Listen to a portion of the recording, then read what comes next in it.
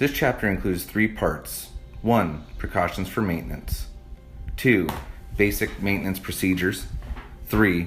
Common troubleshooting and replacement of electrical components.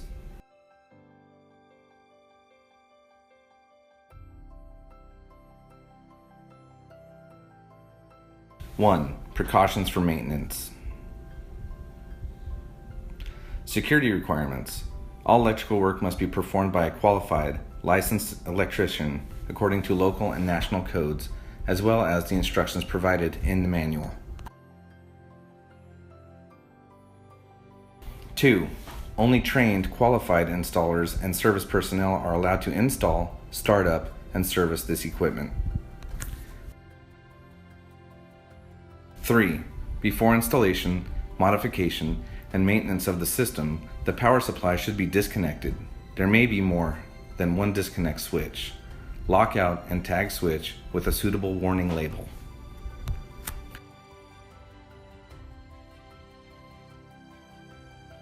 4. It's not allowed to use oxygen or any other flammable gases to do the airtight test. 5. All maintenance operations must comply with design requirements of this product and local security operation requirements. 6. When failure occurs to the unit, service personnel shall deal with the failure immediately at the site so as to avoid operation failure and secondary damage to the unit. 2. Basic maintenance procedures. Check with the customer for all detailed abnormalities of the failure during operation. Get details about the engineering configuration and installation status, including pipe length, height difference, unity of indoor units and outdoor units, refrigerant charging amount, etc. 3. Inquiry of failure. 1 is current failure inquiry, namely inquiry through light board of indoor unit, wired controller, and error code displayed on the outdoor unit LED. The other is failure log inquiry. In this case, the failure has been eliminated and inquiry will be done through debugging software or wired controller. 4. Malfunction elimination. After confirming the failure, please deal with the failure according to the troubleshooting of installation, debugging, and maintenance manual. 5. Confirmation with the user. After eliminating the failure, please explain the cause and operation precautions to the user and make the maintenance record.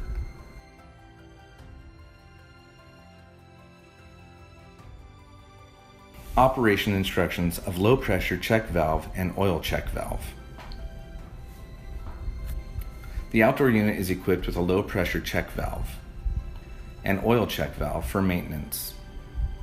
Low pressure check valve is mainly for system, low pressure detection and charging refrigerant. Oil check valve is mainly for checking the oil quality in the oil balancer. During maintenance, the oil check valve can be used to extract lubricating oil samples, which are further detected to analyze the oil quality in the system.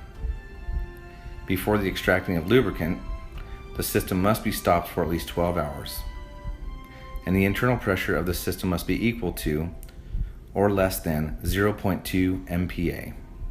Otherwise, overheated oil may burn the service personnel. How to locate a faulty indoor unit promptly.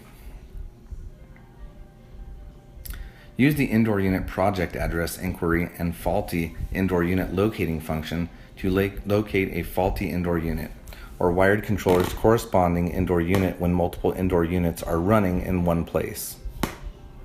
Detailed operation is as below. Step 1. Long press function button for 5 seconds. When the unit is either on or off, read the parameters. Step 2. Press up button to show code C01. The engineering address is shown in the timer area, while the failure code is shown in the temperature area. Meanwhile, the corresponding failing indoor unit buzzes. 3. Common troubleshooting and replacement of electrical components.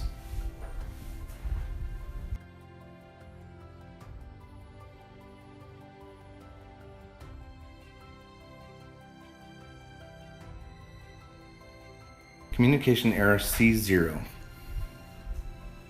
There are two cases for this error. The first case is that both indoor units and outdoor units display C0, which means the main communication cable between indoor units and outdoor units is broken or disconnected. In this case, please check the communication connecting status.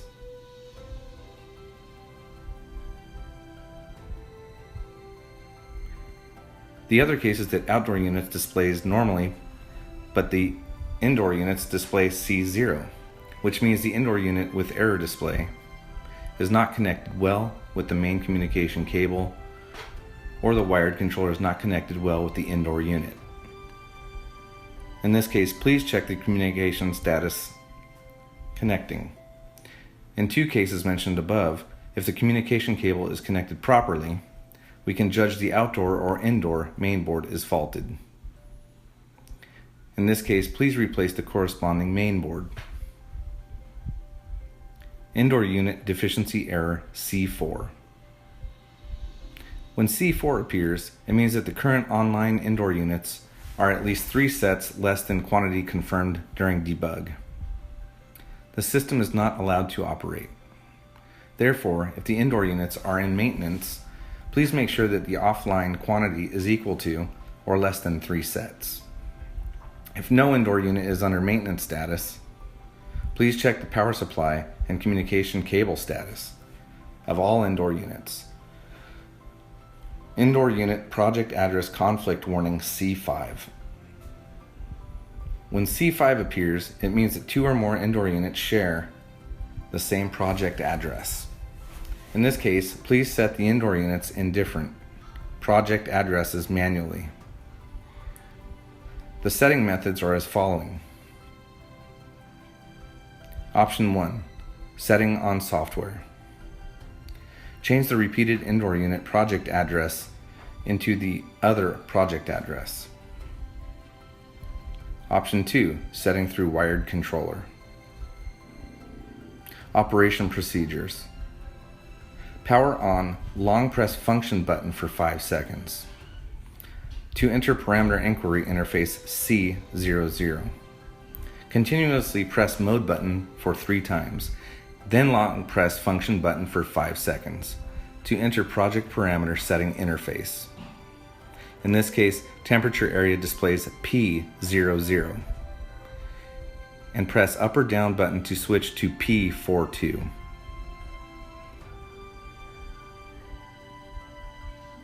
Then press mode button. In this case, project address on the timer in this area blinking. Press up or down button to adjust project address, and select a different indoor unit project address.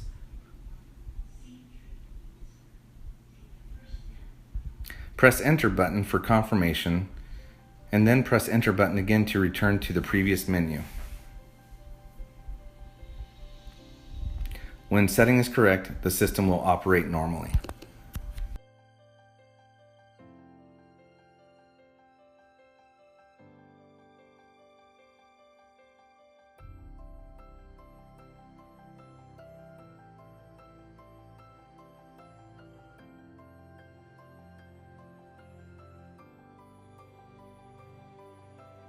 Four, outdoor unit quantity inconsistency warning, C6. When C6 appears, it means the current online module quantity is less than the quantity confirmed in debugging. The system is not allowed to operate. In this case, please check if the outdoor unit is powered off, or the communication cable is connected abnormally. 5. High exhaust temperature protection, E4. E4 is mainly caused by insufficient suction volume of compressor and high pressure.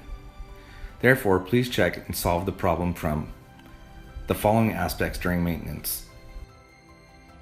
Confirm the cutoff valves of the outdoor unit are fully opened. 2. Insufficient refrigerant amount. If E4 appears when the system has been operated for a while, it means there is a leakage in the pipeline system. Please check the pipeline. If E4 appears in the first time of debugging, it may be caused by insufficient refrigerant amount. In this case, please charge additional refrigerant according to the specifications. Wrong refrigerant. If it is not charged with R410A, the system may not be operated normally. Confirmation of refrigerant. Stop the whole system. Test the system's balanced pressure 20 minutes later and convert the pressure into corresponding saturation temperature. Compare it with outdoor ambient temperature. If the temperature is bigger than 5 degrees Celsius, it is abnormal. If wrong refrigerant is charged, please discharge the refrigerant of the whole system, vacuum, desiccate, and then recharge the correct refrigerant.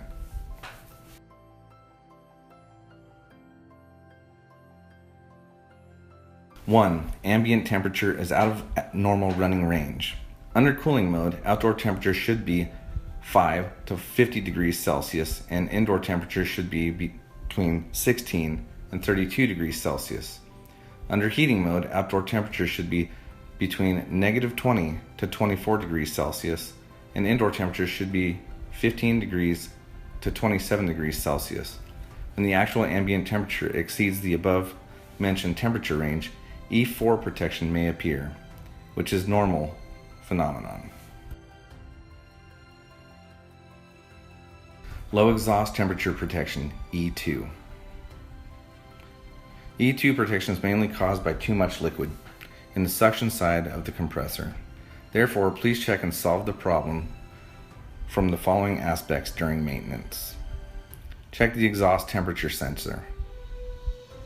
When E2 appears, please check the discharge pipe and casing top temperature sensor of compressor to see if they are loose or not installed properly.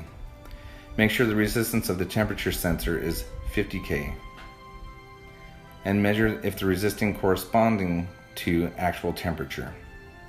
Make sure the detected value is not offset. Then check other possible causes. 2. Electronic expansion valve is not working properly. If E2 appears in heating mode, please check if the outdoor heating electronic expansion valve and subcooler electronic expansion valve operate properly. Please check the following items to see if the expansion valve works properly.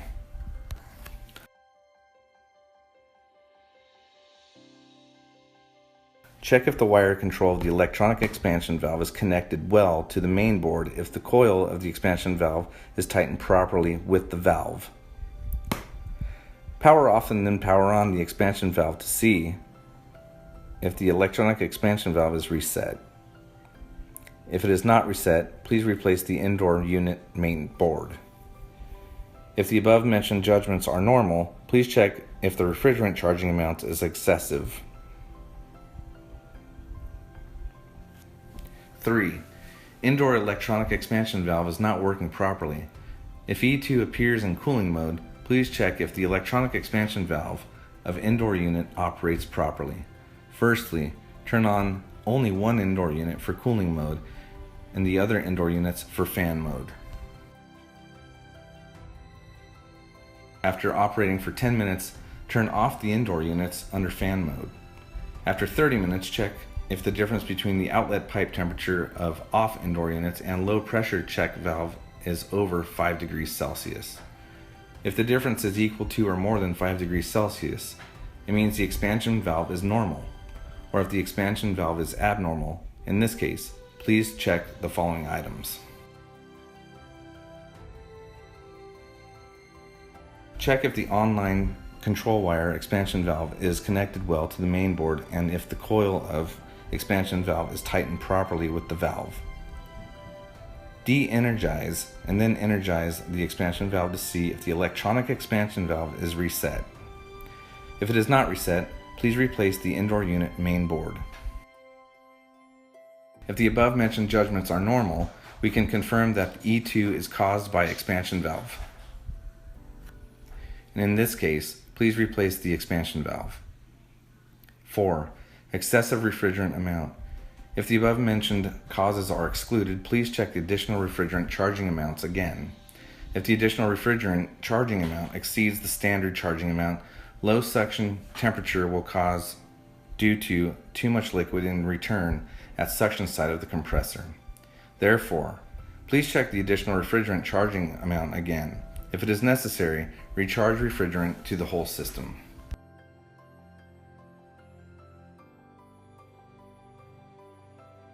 Seven, System High Pressure Protection E1.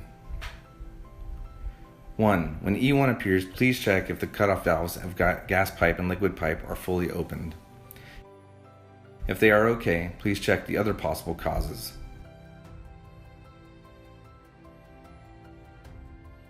2. When E1 appears, power off and then power on. Turn on the units.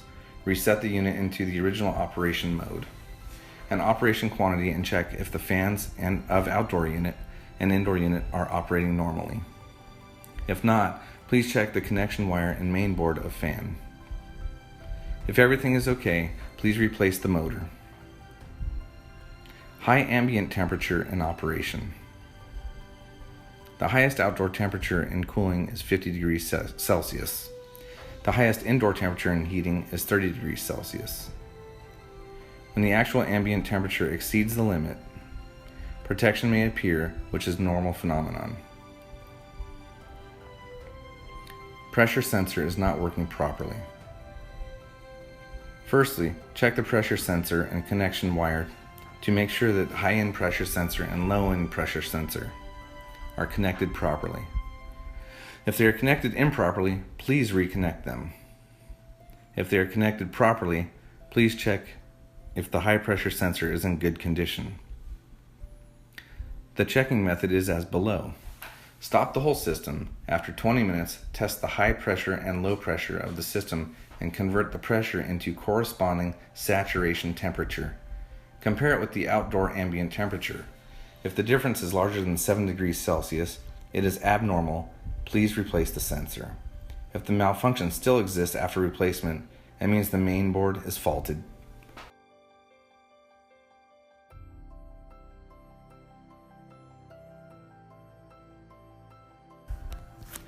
5. High pressure switch is not working properly. If E1 appears after power on but compressor doesn't start up, it means the high pressure switch is not working properly.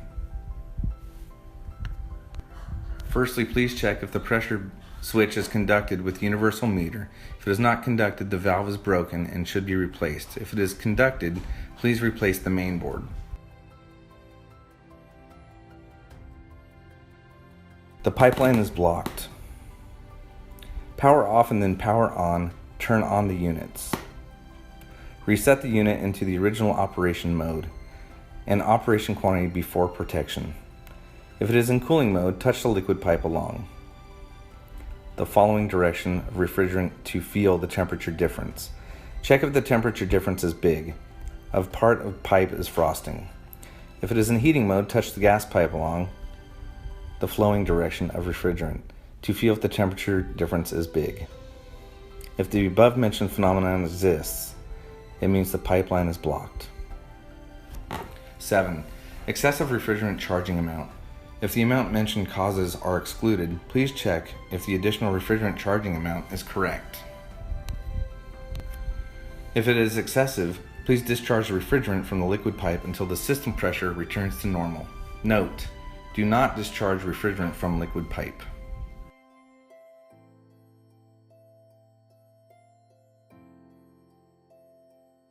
System low pressure protection E3. Possible causes: 1. The cutoff valves of the outdoor unit are not fully opened as required. The checking method is the same as E1. 2. Fan is not working properly. 3. The checking method is the same as E1. 4. Low ambient temperature in operation. 5. The lowest outdoor temperature in cooling is negative 5 degrees Celsius. 6. The lowest indoor unit and outdoor unit temperature in heating is 10 degrees Celsius and negative 20 degrees Celsius respectively. 7. When the actual ambient temperature exceeds the limit. 8. E3 may appear, which is normal. Pressure sensor is not working properly. The pipeline is blocked. Refrigerant charging amount is insufficient.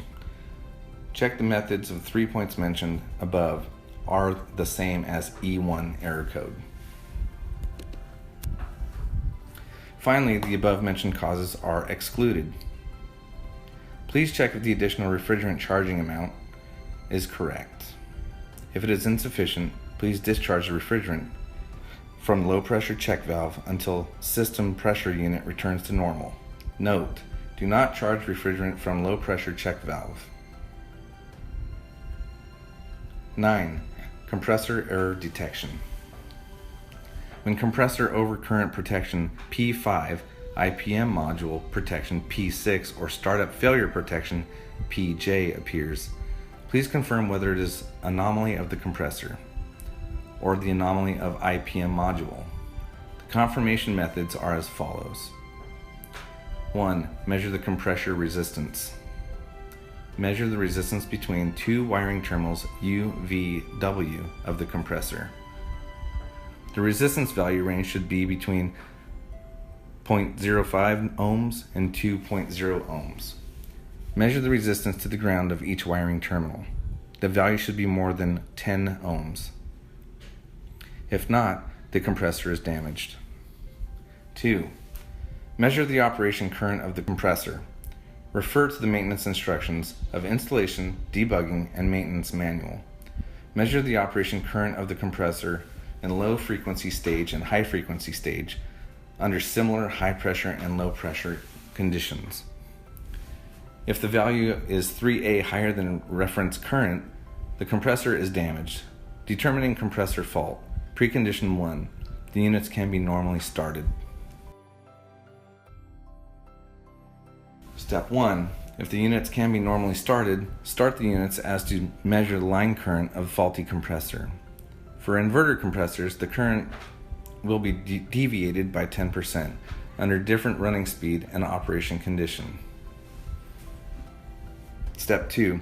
Check whether the compressor gives abnormal sound. Step 3. Check whether the electronic expansion valve of outdoor unit works properly. Touch the valve and you will feel its vibration. During the reset action, a crack sound will be heard as well. Step 4. Check whether the four-way valve works properly. While this valve is normally running, there should be obvious temperature difference between 4 copper pipes connected. When a unit switches to activate the valve, there will be an obvious vibration and sound. Step 5. Measure the resistance of the ground of each wiring terminal. The valve should be 10 ohms. If not, the compressor is damaged. Precondition 2. The units cannot be normally started. Check the solenoid valves of the system, including electronic expansion valves, oil return valves, and oil balances valves. Refer to the previous section for the test method. 10. Detect an IPM protection module. Before IPM detection, please prepare a digital universal meter and switch it to the diode. Power off for 2 minutes, then remove U, V, and W cables of the compressor from drive board. Make sure the unit has been powered off for at least 2 minutes before testing. 2. Detection method. Use the black probe of the universal meter to touch the point marked by P in the following picture. The red probe to touch points marked by U, V, and W respectively, and record readings of the universal meter. Use the red probe to touch the point marked by N, and black probe to touch the points marked by U and V and W. Respectively, record readings of the universal meter. Analysis. If the reading range is between 0.3 volts and 0.7 volts. In the above mentioned 6 scenarios, the IPM module is normal. If the reading is 0 in one of the multiple scenarios, the IPM module is damaged. 11. Detecting rectifier bridge. Before rectifier bridge detection, please prepare a digital universe meter and switch it to. Make sure the entire unit has been powered off for at least 2 minutes before detection. Detection method. 1. Use the red probe to touch the point marked by N, and the black probe to touch the points marked by L1, L2, and L3 respectively. 2. Use the black probe to touch the point marked by P, and the red probe to touch the points marked by L1, L2, and L3 respectively. And record readings of the universal meter. 3. Analysis. If the readings range between 0.3 volts and 0.7 volts in the above mentioned 6 scenarios, the rectifier bridge is normal. If the reading is 0 in any of the scenarios, the rectifier bridge is damaged. Detecting rectifier bridge. Distinguishing master module from slave module. Distinguishing by master module DIP, state SA8 master. Every cooling system has only one master module.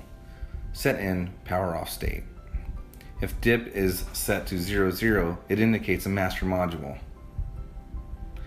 If it is set to 10, it indicates a slave module. 2. Distinguishing by LED display status. When a master module is powered on, LED 1 is displayed as 01. For a slave module, LED 1 is displayed as 02, 03, or 04. Check the communication status. After the dip setting of the main board and all wiring are done, power on the outdoor unit and check whether D3 and D4 LEDs are flashing. If the LEDs flash, the outdoor units and indoor units communicate normally. If the LED status do not flash, communication is faulty. Check the communication cables of the outdoor and indoor units. If the main board has been changed, the system should begin debugging again. 4. System parameter setting. After system debugging, reset the system parameters as before. Note: debugging is not needed when replacing the slave module. 13. Cautions on replacement of indoor unit main board. Cautions on replacement of slave module main board. Before replacing the main board, please set up the dip switch the same as the faulty board. Check the wiring and then power on the unit. No other setting is needed. Indoor unit mainboard dip setting and jumper cap confirmation. Whenever the indoor unit mainboard is replaced, please check if the dip settings and the module is the same as the faulty board. For the new mainboard, configure capacity S1, jumper cap U22. Fan overload detection terminal CN36. And overflow detection terminal CN35.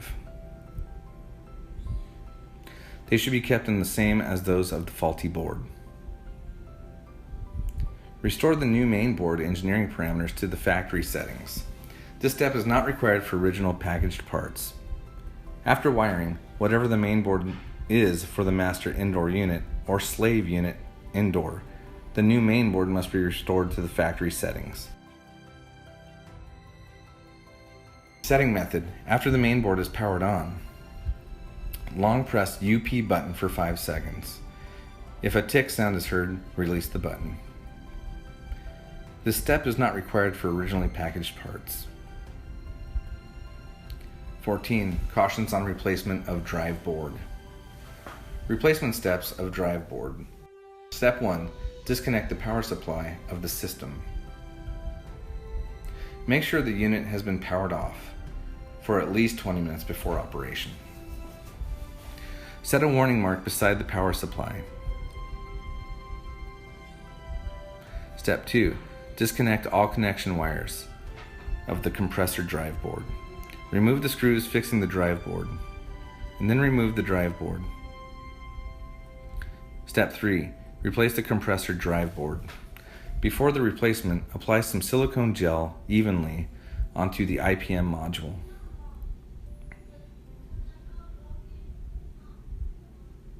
Step 4. Install the new compressor valve drive board properly. Attention, tighten the screws and connect all the wires according to the wiring diagram.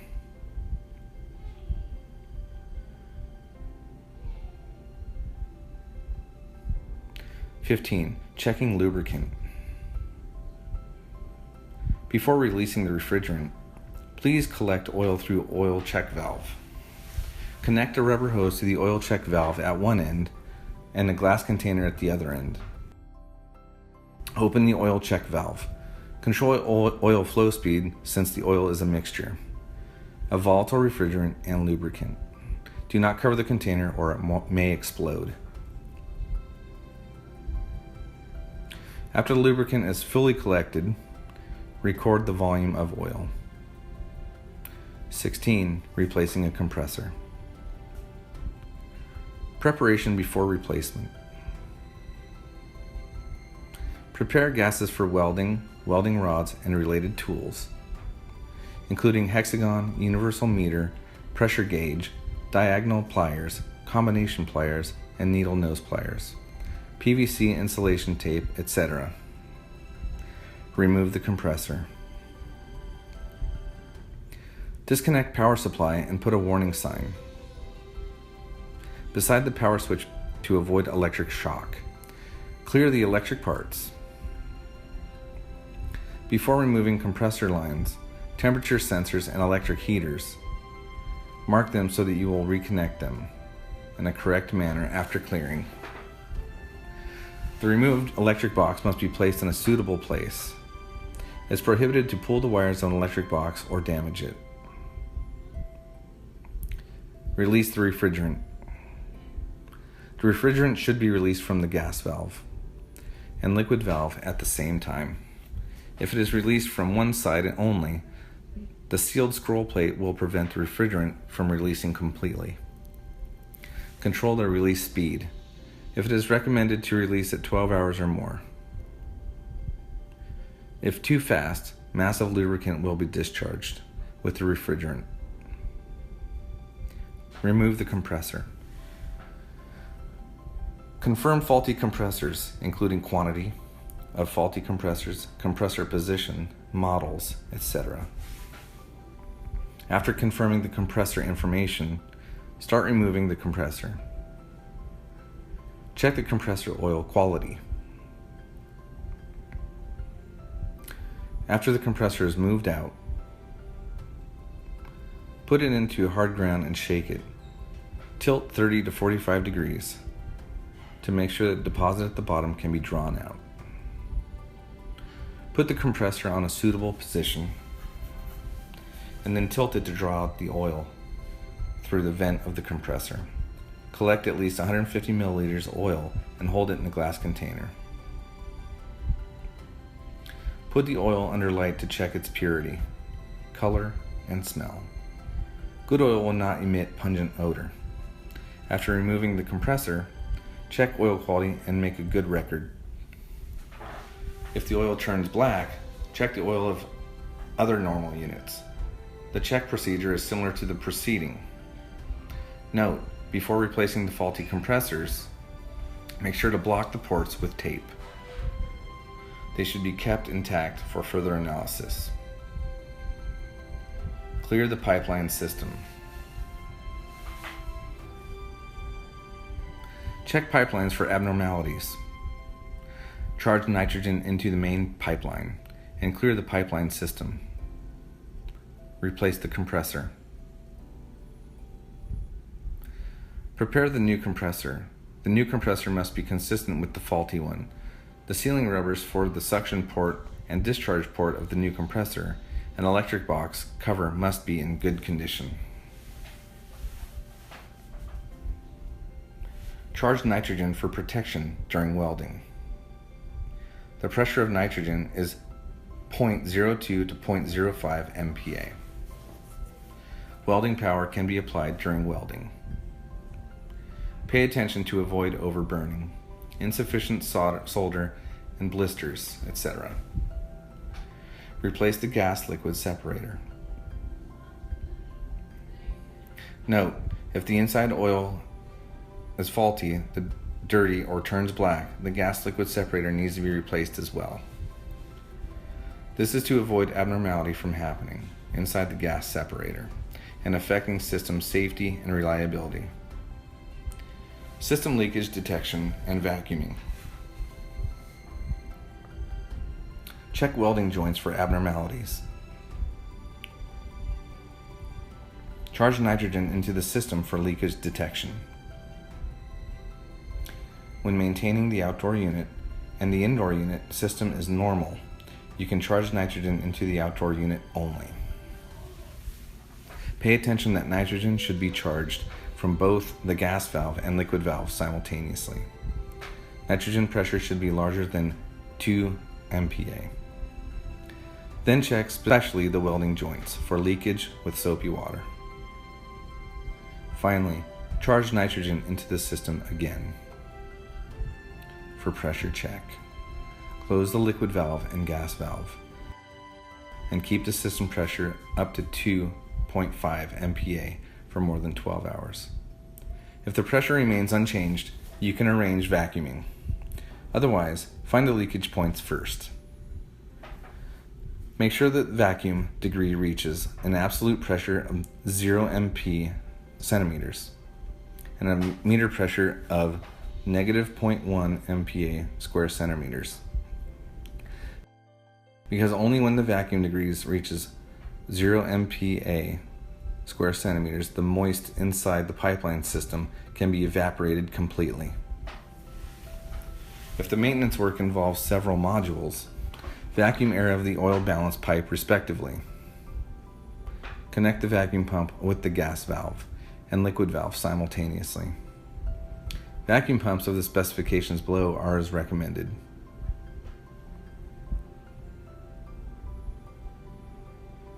Charging additional lubricant.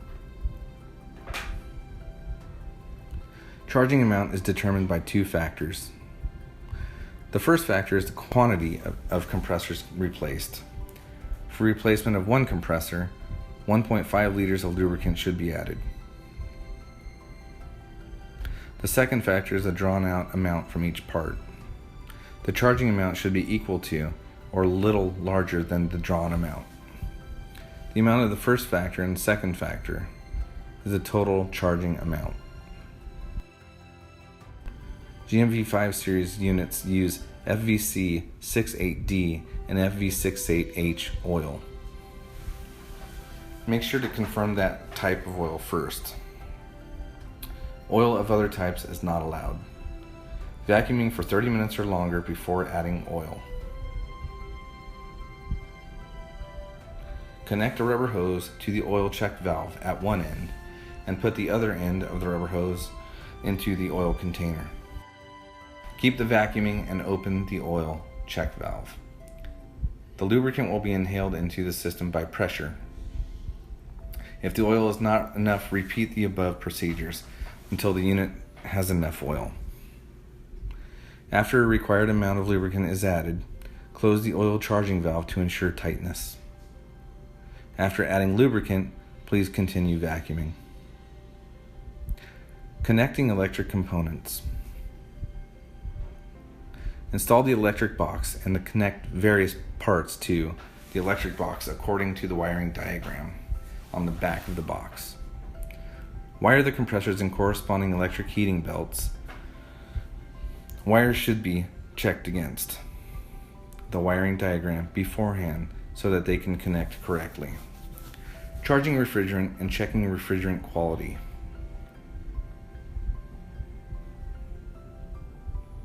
Before charging refrigerant, check its manufacturer and related information. Checking method of refrigerant quality. Measure and check the pressure of the entire refrigerant container against the saturation pressure temperature list. Verify the temperature parameter. If the difference between the actual temperature and the parameter value is 3 degrees Celsius or more, the refrigerant quality is unsatisfactory.